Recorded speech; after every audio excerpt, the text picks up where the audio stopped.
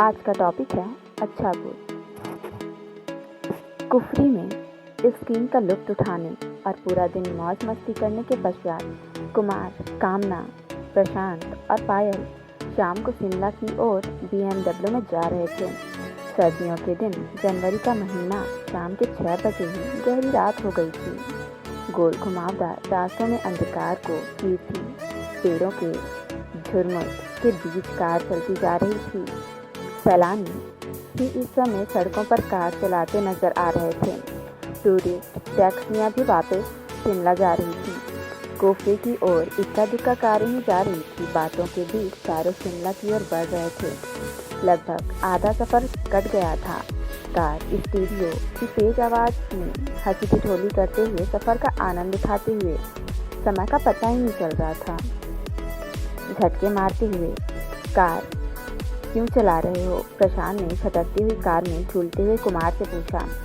प्रशांत भाई, मैं तो कार ठीक चला रहा हूँ, मालूम नहीं यह अचानक से झटके क्यों खा रही है। कुमार ने झटके खाती कार को संभालते हुए कहा, कार को थोड़ा साइड करके देख लेते हैं, हो सकता है कि डीजल में कचरा आ गया हो। थोड़ी रेस दे कर देखता हूँ कि कार रिदम में आ जाए। कुमार ने क्लच दबाते हुए कार का एक्सीलेटर दबाया, लेकिन कोई खास कामयाबी नहीं मिली। कार झटके खाती हुई रुक गई। अब क्या करें? चारों के मुख से एक साथ निकला। सभी सोचने लगे कि काली रात के साए में कुछ भी नजर नहीं आ रहा था। सोने पे सुहागा तो धुन नहीं करती थी। धीरे धीरे धुंध बढ़ रही थी। ठंडक भी धीमे धीमे बढ़ रही थी। कार सड़क की एक साइड पर खड़ी थी। इक्का दुक्का कार टैक्सी आ जा रही थी। प्रशांत बाहर निकलकर मदद मांगनी पड़ेगी। कार में बैठे रहने से कुछ नहीं होगा।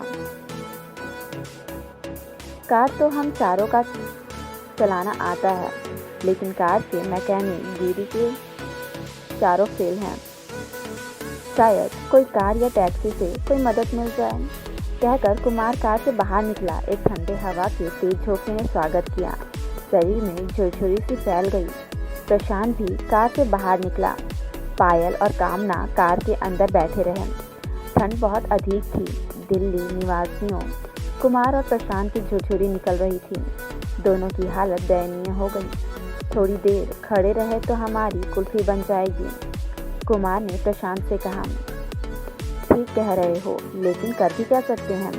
प्रशांत ने जैकेट की टोपी को ठीक करते हुए कहा। लिफ्ट मांगकर शिमला चलते हैं, कार को यहीं छोड़ते हैं, सुबह शिमला से मैकेनिक ले आएंगे, कुमार ने सलाह दी।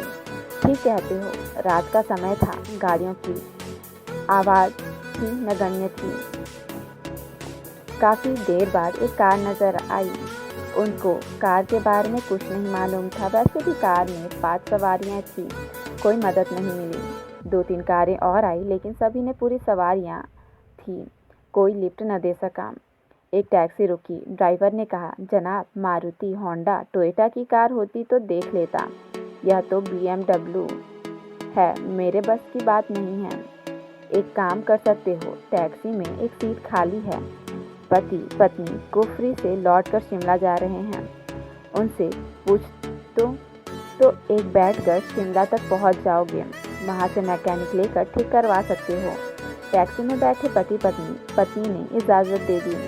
कुमार टैक्सी में बैठकर शिमला की ओर रवाना हुआ। प्रशांत कार में बैठा। प्रशांत, पायल और कामना बातें करते हैं, समय व्यतीत कर रहे थे।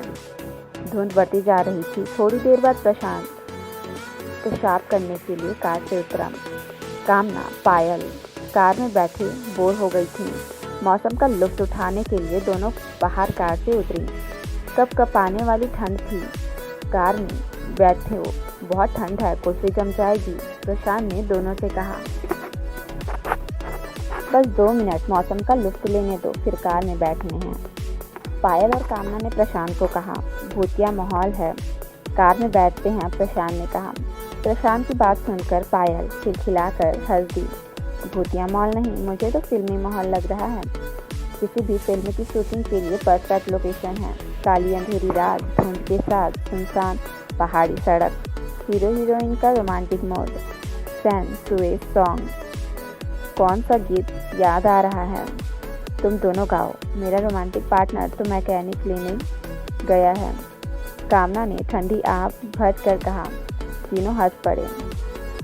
तीनों अपनी बातों में मस्त थे। उनको मालूम ही नहीं पड़ा कि कोई उनके पास आया है। एक शख्स जिसने केवल टी शर्ट पैंट पहन रखी हुई थी प्रशांत के पास आकर बोला, आपके पास क्या माचिस है? इतना सुनकर तीनों चौंक गए। जहाँ तीनों ठंड में काँप रहे थे वही वह शख्स केवल टी शर्ट और पैंट पहने खड़ा था। कोई ठंड नहीं लग रही थी उसे।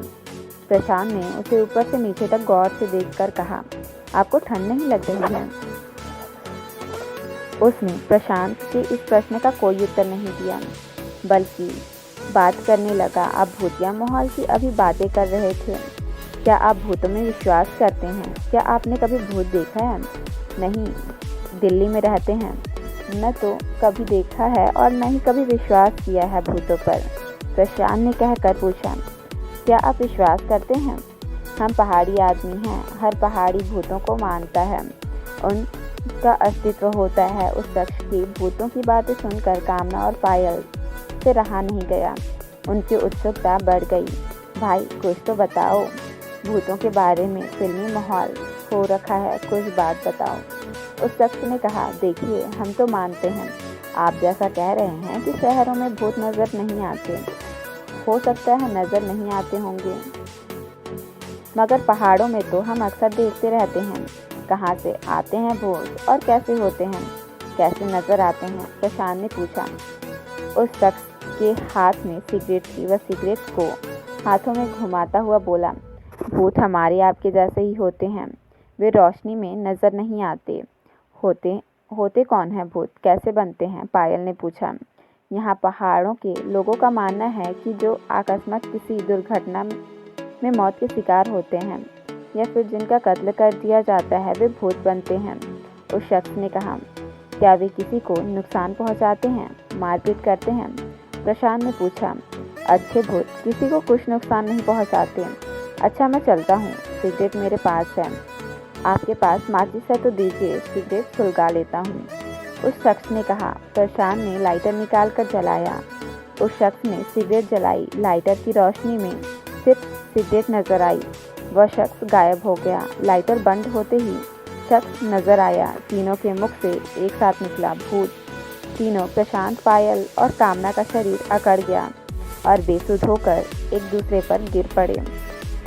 अकड़ा शरीर, खुली आँखें, लगभग मृत्यु देह के समान तीनों मूर्छित थे।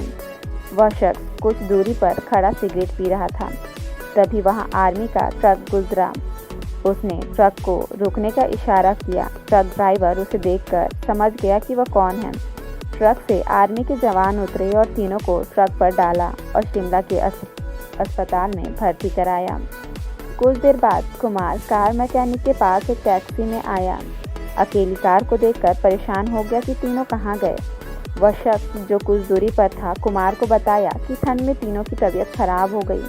आर्मी के जवान उन्हें अस्पताल लेकर गए हैं, कहकर वह शख्स विपरीत दिशा की ओर चलने लगा। मैकेनिक ने कार ठीक की और खुद देर बाद शिमला की ओर रवाना हो गया। कुमार सीधा अस्पताल गया, डॉक्टर से बात की। डॉक्टर ने कहा कि तीनों को सदमा लगा है। वैसे घबराने की कोई आवश्यकता नहीं है, लेकिन सदमे से उभरने में समय लगेगा। कुमार को कुछ समझ नहीं आया कि उन्होंने क्या देखा कि इतने में सदमे में आ गए। अगली सुबह आर्मी ऑफिसर अस्पताल में तीनों को देखने आया। कुमार से कहा, आई एम कर्नल अरोड़ा। मेरी यूनिट ने इन तीनों को अस्पताल एडमिट कराया था। कुमार ने पूछा, मुझे कुछ समझ में नहीं आ रहा कि अचानक से क्या हो गया। कर्नल अरोड़ा ने कुमार को रात की बात विस्तार में बताई कि वह शख्स भूत था जिसे देखकर तीनों सदमे में चले गए और बेसुध हो गए हैं। वह एक अच्छा भूत था। अच्छे भूत किसी का नुकसान नहीं करते। उसने तीनों की मदद की, हमारे ट्रक को रोका और कुमार के वापस आने तक भी रुका रहा। शाम तक तीनों को होश आ गया। 2 दिन बाद अस्पताल से छुट्टी मिली और सभी दिल्ली वापस गए, लेकिन सदमे से उभरने में लगभग 3 महीने लग गए। आज 7 साल बीत गए उस घटना को। चारों कभी भी घूमने रात को नहीं निकलते। लाइट बंद कर दी। घर से ऑफिस और ऑफिस से घर, बस यही रूटीन है। उनका उस घटना को याद करके आज भी उनका बदन ठंडा होने लगता है।